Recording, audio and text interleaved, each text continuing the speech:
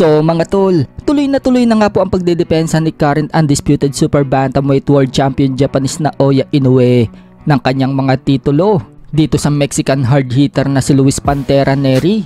Ibinalita nga po kanina ng lehitimong insider ng ESPN na si Mike Coppinger na kapwa pumayag po ang dalawang boksingero na maghaharap sila ngayong buwan ng May. Buong akala nga po ng karamihan mga tol, sa labas ng bansa maglalaban ang dalawa.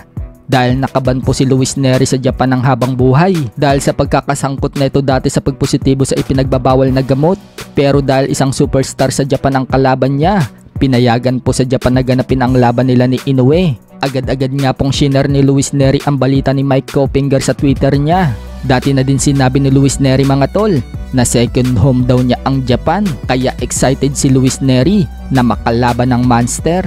Pero wala pa nga pong ibinigay mga tol kung kailan ang exact na laban nila sa May.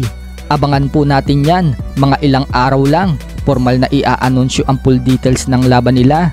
Nagpost na din kasi ang Viva Promotion ng video na may envelope at sinabi sa caption, "Signed, sealed, delivered, announcement, hashtag Inoue Nery, hashtag Team Nery, hashtag Sanper Boxing, hashtag Viva Promotion, hashtag Knuckleheads, hashtag Memo Time." So abangan natin yan mga tol, kung kaya nga bang baklasin ni Luis Nery itong si Inoue. Sa kabilang banda naman mga tol, alam na nga po natin na sinabi noong nakaraang vlog ng kapatid at head coach ni former 3 Division World Champion General Casimero na si Jason Casimero na alam daw nilang si Luis Nery ang susunod na haharapin ni Inoue.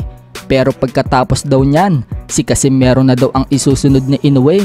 Nag-angas na nga po si Casimero at talagang buo ang kumpiyansa niya na siya lang ang babaklas dito kay Inoue. Sa post nga po niya sa FB page, sinabi ni Casimero, tabi na ang mga fake na nag-aangas-angasan. So gustong ipaiwatig nga po dyan ni Casimero mga tol na siya lang ang babaklas dito kay Inoue. At tinira nga din po niya dyan si Tapales, bagamat walang binanggit na pangalan si Casimero. Si Tapales ang tinutukoy niyang tumabi na daw ang nag-aangas-angasan. Bukod dyan, kampante talaga si Casimero na siya lang ang bukod tanging magbibigay ng kauna-unahang talo kay Inoue.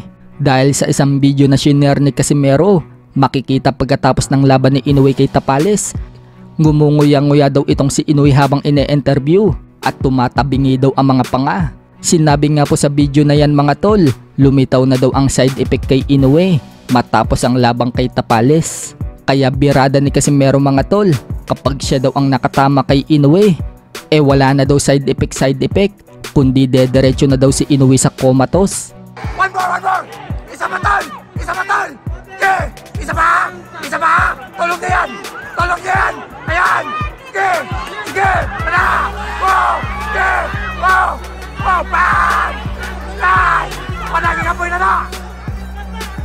Gigapoy na